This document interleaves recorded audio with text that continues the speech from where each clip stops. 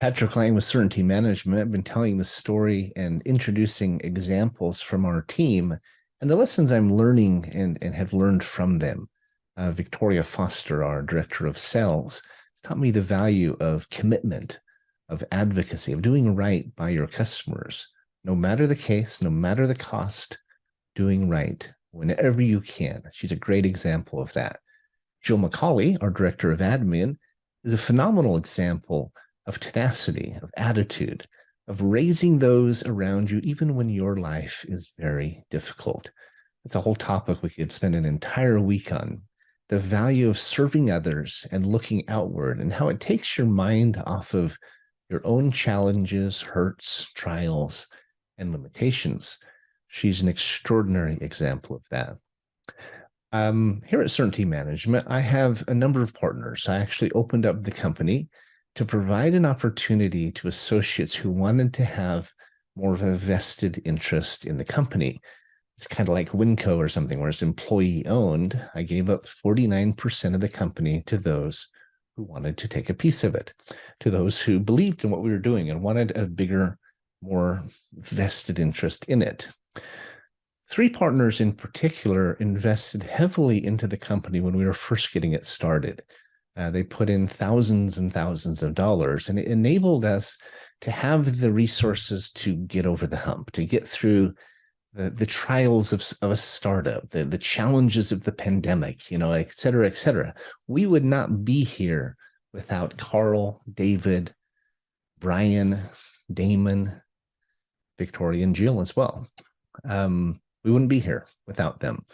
And it's difficult for me to express how much I appreciate their contribution, and I appreciate their belief in me, in us, and in what we are building. Now, partnership is interesting, right? There's always good partnerships and more challenging ones. They say there's a saying that the only ship that doesn't sail is partnership. I don't necessarily believe that. I think partnership can be what you make it.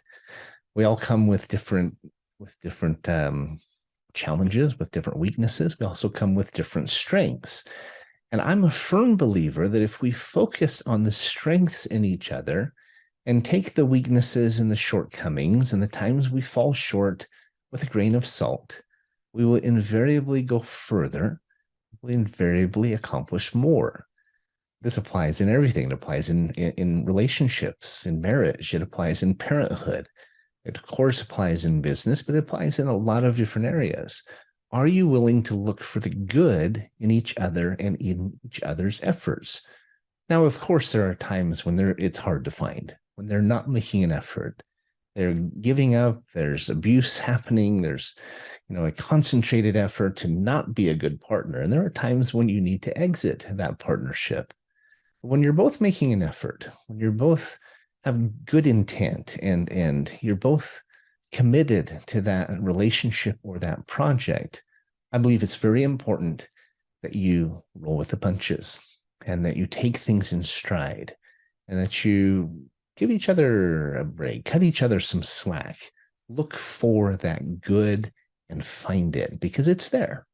If you each have that intent, the good intent, and to do good by each other, you can find the good that you need to be successful as a team and as an organization, because it's there, even if it's just under the surface. So that's my tip for the day. Be grateful for your partnerships. I'm very grateful for mine. Look for the good in each other, support each other. You can accomplish amazing things. It's the only way that incredible things have happened, when people with a united vision and focus and commitment work together to make them come to pass. I'm truly grateful for my team, and I hope you found your own. I wish you the best in finding it, because it makes all the difference in the world. I'll talk to you later.